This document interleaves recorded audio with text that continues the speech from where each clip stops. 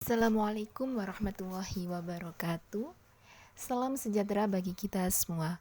Perkenalkan, kami dari kelompok 12 akan mempresentasikan pada diskusi kali ini tentang etika bisnis, tanggung jawab sosial, dan keberlangsungan lingkungan yang beranggotakan Rahmat Rizaldi Burhanuddin, NIM 170302041, saya sendiri Erviana Febrianti, NIM 180302081, dan Anggara Budi Santoso, NIM 180302124. Yang pada kali ini kami diampu oleh dosen kami, Bapak Muhammad Alfa SE MSA. Pembahasan yang akan kami bahas pada diskusi kali ini yaitu ada etika bisnis, kemudian ada tanggung jawab sosial, yang ketiga ada keberlangsungan lingkungan, dan yang empat adalah contoh kasus dari etika bisnis, tanggung jawab sosial. Pertama, kita perlu memahami sebuah definisi dari etika bisnis.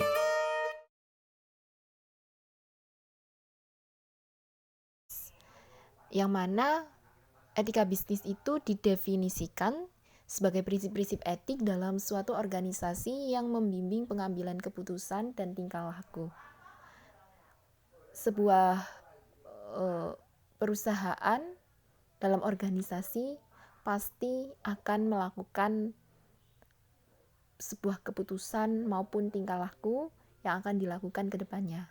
Nah, maka dari itu kita harus menerapkan prinsip-prinsip etik dalam etika bisnis. Adapun yang ada dalam etika bisnis yang perlu dipelajari lagi submateri dari kode etik bisnis. Perusahaan yang satu dengan yang lainnya menerapkan kode etik yang berbeda, di mana kadangkala para pegawai yang dapat menaati peraturan kode etik di sebuah bisnis, mereka akan diberikan penghargaan, dan adapun bagi pegawai yang melanggar, maka akan diberikan hukuman. Perusahaan A dan perusahaan B berbeda dari kode etik bisnisnya.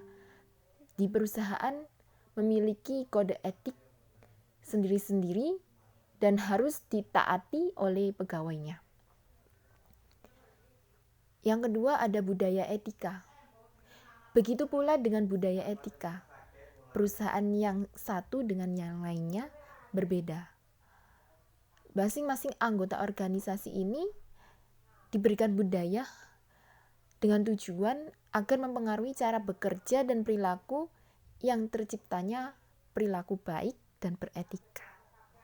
Misalnya, dalam budaya itu adalah seorang pegawai diharuskan untuk menghargai pendapat pegawai yang lainnya jika pendapat itu memang berbeda. Yang ketiga adalah whistleblowing.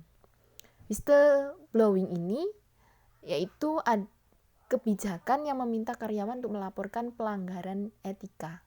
Ketika pegawai mengetahui kejadian di perusahaan ada karyawan yang melanggar etika, maka mereka berhak untuk melaporkan kepada pimpinan atasan. Karena ada seorang atau karyawan yang melanggar etika itu merupakan kewajiban orang lain melaporkan agar nanti diberikan sanksi atau hukuman. Yang keempat ada penyuapan. Di dalam sebuah bisnis, ketika ingin diberikan jabatan yang lebih tinggi atau ingin mendapatkan nama yang baik, biasanya ada sebuah unsur kecurangan. Itu contohnya adalah penyuapan. Penyuapan ini diartikan sebuah pemberian barang atau lainnya, bisa berupa uang yang bernilai untuk mempengaruhi perilaku orang lain. Contohnya saja ketika ada si A dan si B dalam sebuah perusahaan A, pada si A itu pengen gitu bahwa dia diangkat sebagai manajer. Kemudian katanya pemimpin pimpinan itu bahwa si A belum pantas, lebih pantas dari si B, maka si A dapat melakukan penyuapan ini untuk diangkat menjadi sebuah manajer. Nah, ini tidak boleh, ini merupakan pelanggaran etika bisnis. Yang terakhir, yaitu dari submateri ini adalah romansa di tempat kerja. Kadangkala pegawai yang satu dengan yang lainnya ada sebuah romansa antara laki-laki dan perempuan, muncul benih-benih cinta gitu. Nah, hubungan akrab ini terjadi antara dua orang karyawan yang saling menyetujui berlawanan sehingga juga bisa dapat menyebabkan pelecehan seksual. Ini merupakan contoh yang sangat buruk dilakukan oleh para pegawai, sehingga kalau terjadi ini itu sebuah juga melanggar etika bisnis.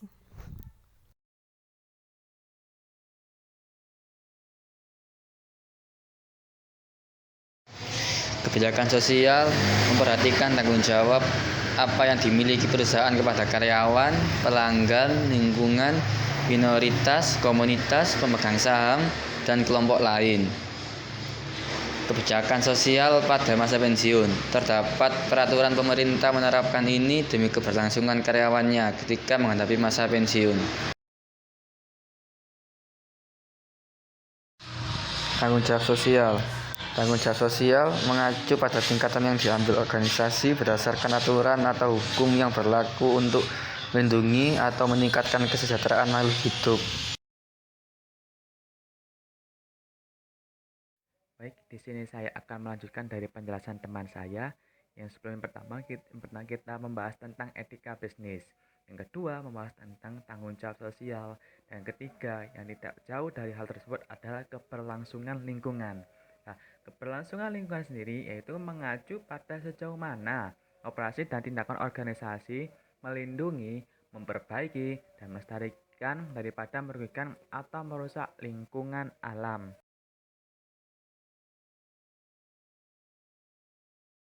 Baik, setelah kita membahas tentang keberlanjutan lingkungan itu sendiri, nah di sini kita menerapkan beberapa penilaian upaya keberlangsungan yang dilakukan oleh perusahaan.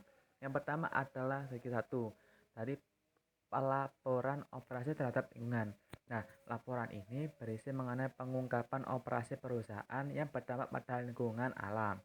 Nah, manfaat dokumen ini adalah membuka kepada pemegang saham mengenai praktik buruk perusahaan, pembelian produk, efisiensi energi, dampak lingkungan, dan praktik etika bisnis yang mana tujuan untuk mengetahui dampaknya terhadap lingkungan alam.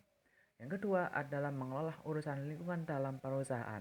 Nah, pengelolaan ini berfokus pada strategi lingkungan yaitu meliputi kegiatan pengembangan, memperoleh bisnis hijau, melepaskan atau mengubah bisnis kerusakan lingkungan, berusaha untuk menjadi produsen biaya rendah melalui minimalisasi sampah dan konservasi energi.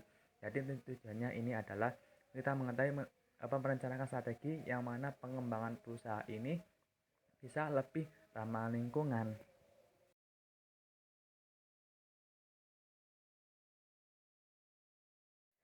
Dan yang ketiga ada sertifikasi ISO 14000 dan 14001. ISO 14000 merujuk kepada serangkaian standar secara sukarela dalam bidang lingkungan.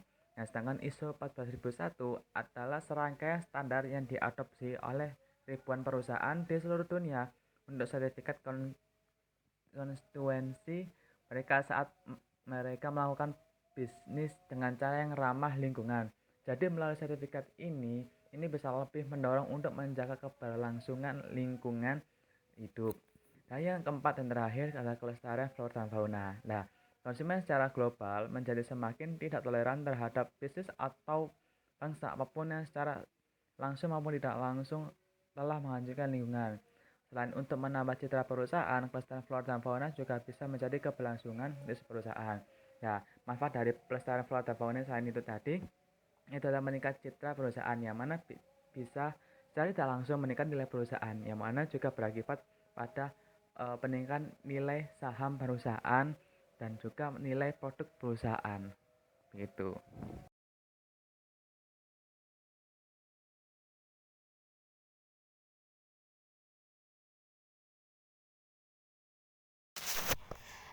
Selanjutnya contoh kasus dari PT Ajinomoto, yang mana kasus tersebut pernah populer di tahun 2001 mengenai perusahaan Ajinomoto yang terkenal dengan rasanya, penyedapnya yang begitu enak.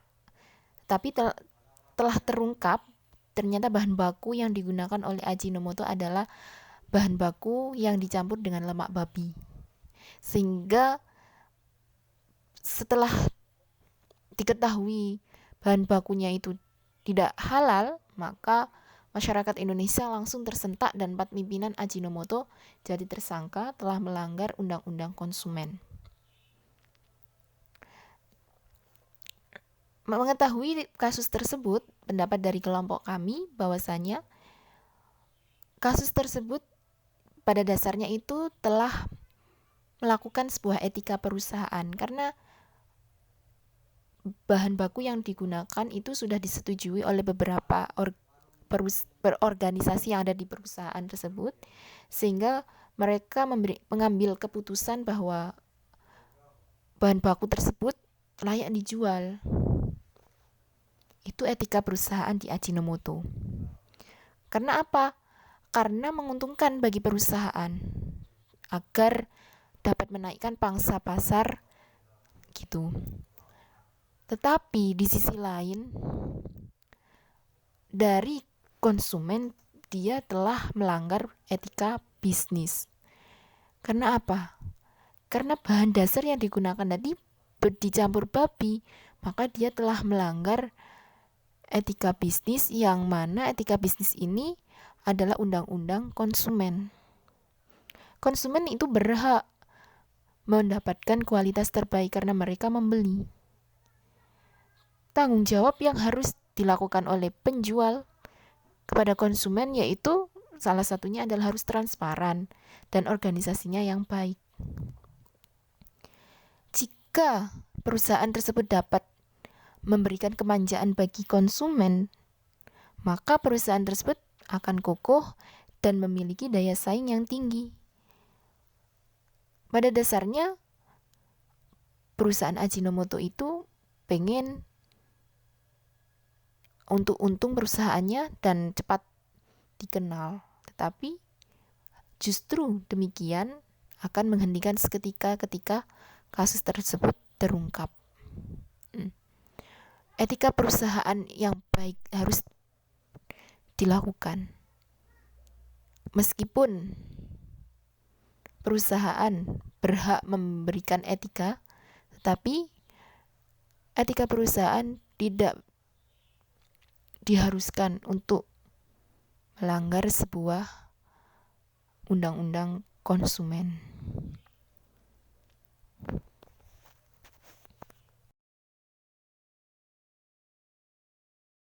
Demikian yang dapat kami sampaikan atas paparan materi pada hari ini.